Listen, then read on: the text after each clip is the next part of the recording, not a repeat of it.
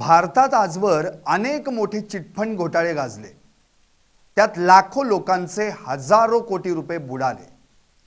महाराष्ट्रासह देशात गाजलेल्या काही चिटफंड घोटाळ्यांचे आकडे ऐकले तर डोळे पांढरे झाल्याशिवाय राहणार नाहीत। पश्चिम बंगालमधील सारदा ग्रुप घोटाळा असो की रोज व्हॅली घोटाळा असो, पंजाब आणि उत्तर भारतात गाजलेला पर्ल्स ग्रुप घोटाळा असो किंवा बंगळुरूमधला A&A चिट्स घोटाळा असो, या घोटाळेबाज कंपन्या किंवा समूहांनी ACBI म्हणजे सेबीची परवानगी न घेता जास्त परताव्याचा आमिष दाखवून बेकायदेशीरपणे पैसे गोळा केले, कोटींहून अधिक रकमा बुडवल्या आणि कैक गुंतवणूकदारांची फसवणूक केली। टाकूयात अशाच घोटाळ्यांवर एक नजर, अर्थात चिटफंड घोटाळ्यांवर। नमस्कार, मी संदीप आणि आपण पाहताय LS मराठी। देशात गाजलेला बहुचर्चित घोटाळा म्हणजेच पश्चिम बंगालसह आसाम, ओडिशा आणि त्रिपुरा या राज्यांना व्यापणारा सारदा ग्रुप चिटफंड घोटाळा। 2013 मध्ये हा घोटाळा उघडकीस आला आणि साऱ्या देशात एकच हाहाकार उडाला। सुमारे 20,000 कोटींचा झालेला हा घोटाळा आजही सर्वांच्या लक्षात आहे। 15 ते 50% परताव्याचा आमिष दाखवून tour package, real estate, hotel बुकिंगच्या नावाखाली पैसे गोळा करून सेबीची परवानगी न घेता कलेक्टिव्ह इन्व्हेस्टमेंट स्कीम चालवली गेली। 17 लाखांहून अधिक लोकांनी यात आपल्या ठेवी गुंतवल्या होत्या। सारदाच्या 2.5 ते 3.5 लाख एजंट्सनी मिळून 15 ते 40% कमिशनसाठी घरोघरी जाऊन पैसे गोळा केले।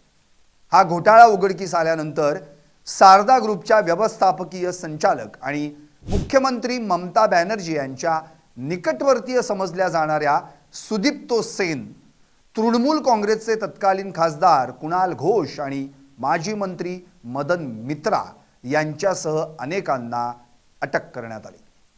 सारदा चिटफंड घोटाळ्यानंतर उल्लेख करायचा झाला तर रोज व्हॅली घोटाळ्याचं नाव घेता येईल।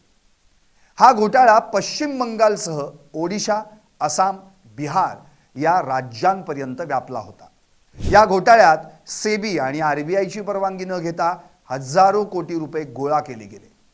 छोटे गुंतवणूकदार, रोजंदारी मजुरांना जास्त परताव्याचं आमिष दाखवलं गेलं। थोडके नव्हे तर तब्बल 17,378 कोटी रुपये गोळा करण्यात आले, ज्यातले 9,000 कोटी परतच केले गेले नाहीत। या प्रकरणी गौतम कुंडू यांना तुरुंगवास भोगावा लागला, तर या घोटाळ्याविषयी निरीक्षण नोंदवताना सुप्रीम कोर्टानं देशाच्या आर्थिक आरोग्याला धोका असं म्हटलं। 2026च्या पश्चिम बंगाल निवडणुकांच्या पार्श्वभूमीवर या घोटाळ्यातील मालमत्ता जप्ती आणि तपासाची पुन्हा एकदा राजकीय वर्तुळात चर्चा सुरू झाली आहे। आजही लाखो गुंतवणूकदार आपल्या कष्टाच्या पैशांच्या प्रतीक्षेत असून तपास यंत्रणांनी आतापर्यंत 1,000 कोटींहून अधिक मालमत्ता जप्त केली आहे। ही फसवणूक भारतातील सर्वात मोठ्या आर्थिक घोटाळ्यांपैकी एक मानली जाते। आता आणखी एक महत्त्वाचा गाजलेला घोटाळा म्हणजेच पर्ल्स ग्रुप घोटाळा। या ग्रुपनं चिटफंडच्या नावाखाली तब्बल 6 कोटी लोकांना फसवलं। त्यात पंजाब आणि उत्तर भारतातील ठेवीदारांचा समावेश होता। जमीन देण्याचा आमिष दाखवून गोळा केलेले पैसे जमीन, मीडिया हाऊस, हॉटेल्सकडे वळवले गेले। या एकट्या ग्रुपनं 51,000 कोटींना गंडा घातला। या महाघोटाळ्याच्या तपासानं भारतातील आर्थिक गुन्हेगारीच्या भीषणतेवर पुन्हा एकदा शिक्कामोर्तब झालं। हा भारतातील सर्वात मोठा पॉन्झी घोटाळा मानला जातो, ज्याचे मुख्य सूत्रधार निर्मल सिंह भांगू यांचा ऑगस्ट 2024 मध्ये कोठडीत असताना मृत्यू झाला। सर्वोच्च न्यायालयानं नियुक्त केलेल्या लोढा समितीमार्फत सध्या गुंतवणूकदारांना पैसे परत करण्याची प्रक्रिया युद्धपातळीवर सुरू आहे। एप्रिल 2026 पर्यंतच्या माहितीनुसार 35 लाखांहून अधिक पात्र अर्जदारांना 3,700 कोटी रुपयांहून अधिक रकमा परत करण्यात आल्या आहेत। गेल्याच वर्षी म्हणजे 2025 मध्ये गाजलेला सर्वात मोठा चिटफंड घोटाळा म्हणजे बंगळुरूचा A&A चिट्स घोटाळा। या घोटाळ्यातील मुख्य आरोपी टॉमी MV आणि त्याची पत्नी शायनी या मल्याळी दाम्पत्यानं सुमारे 1300 गुंतवणूकदारांना 300 कोटी रुपयांचा गंडा घातल्याचं उघड झालं। जास्त परताव्याचा आमिष दाखवून प्रामुख्यानं मल्याळी समुदाय आणि मध्यमवर्गीयांकडून कोट्यवधी रुपये गोळा केले गेले। जुलै 2025 मध्ये दाम्पत्य गुंतवणूकदारांचे पैसे घेऊन रातोरात बंगळुरू सोडून पसार झालं। त्यानंतर राममूर्ती नगर पोलीस ठाण्यात त्यांच्या विरोधात अनेक गुन्हे दाखल करण्यात आले। तपासादरम्यान आरोपींनी आपली सर्व मालमत्ता विकून परदेशात विशेषतः केनियामध्ये पलायन केल्याचा संशय व्यक्त केला जातो। कर्नाटक पोलिसांनी या दाम्पत्याविरुद्ध लुकआउट नोटीस जारी केली आहे। त्यांच्या बँक खात्यांची पडताळणी सुरू केली आहे। पुण्यातील समृद्ध जीवन समूहानं पशुपालन आणि डेअरी व्यवसायाच्या नावाखाली महाराष्ट्रासह देशभरातील लाखो गुंतवणूकदारांना सुमारे 3.5 कोटी रुपयांचा गंडा घातला।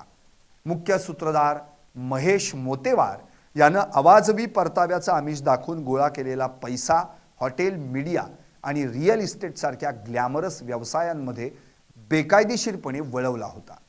या प्रकरणी ईडीनं आतापर्यंत मोतेवारचं हेलिकॉप्टर, पुण्यातील आलिशान हॉटेल्स आणि बंगल्यांसह 450 कोटींहून अधिक मालमत्ता जप्त केली असावी असा अंदाज आहे। सेबीच्या नियमांचं उल्लंघन करून चालवल्या जाणाऱ्या या पॉन्झी योजनेमुळे प्रामुख्याने ग्रामीण भागातील गरीब शेतकरी आणि कष्टकऱ्यांचे मोठे आर्थिक नुकसान झाले। 2015 पासून महेश मोतेवार तुरुंगात आहे। त्याच्यावर मनी लॉन्ड्रिंग आणि फसवणुकीचे अनेक खटले सुरू आहेत। एप्रिल 2026 पर्यंतच्या माहितीनुसार जप्त केलेल्या मालमत्तांच्या लिलावातून गुंतवणूकदारांचे पैसे परत मिळवण्याची कायदेशीर प्रक्रिया अद्यापही सुरूच आहे। या घोटाळ्यानं महाराष्ट्रातील आर्थिक सुरक्षा आणि चिटफंड नियमावलीतील त्रुटींवर पुन्हा एकदा प्रश्नचिन्ह उपस्थित केलं। सामान्यांच्या कष्टाचा पैसा हडप करणाऱ्या या प्रकरणानं संपूर्ण राज्याला हादरवून सोडलं होतं।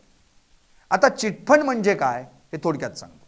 चिटफंड म्हणजे लोकांचा एक असा समूह जो ठराविक कालावधीसाठी निश्चित रक्कम एकत्र जमा करतो आणि लिलाव किंवा सोडत पद्धतीनं ती रक्कम एका सदस्याला दिली जाते। हा प्रकार बचतीचा आणि गरजेच्या वेळी कर्ज मिळवण्याचा एक पारंपरिक मार्ग असला तरी अनेकदा अनधिकृत कंपन्या अवाजवी परताव्याचं आमिष दाखवून यात गुंतवणूकदारांची फसवणूक करतात। कायदेशीर चिटफंड हे चिटफंड कायदा 1982 अंतर्गत नोंदणीकृत असणं बंधनकारक असतं। एकूणच काय तर गुंतवणूक करताना सावध असणं अत्यंत गरजेचं आहे। नाहीतर अशा एखाद्या घोटाळ्यात आपली फसवणूक झाली तर आयुष्यभराची कमाई बुडालीच म्हणून समजा। जर कोणी या अशा घोटाळ्यात बळी पडला असेल तर त्यांनी पोलिसांशी तर संपर्क साधावाच, तक्रार तर दाखल करावीच, पण LS मराठीशी देखील संपर्क साधायला हरकत नाही। आम्ही आपणास या बाबतीत मदत करण्याचा पुरेपूर प्रयत्न करू। संपर्क क्रमांक 9708 700 700। पाहत रहा LS मराठी।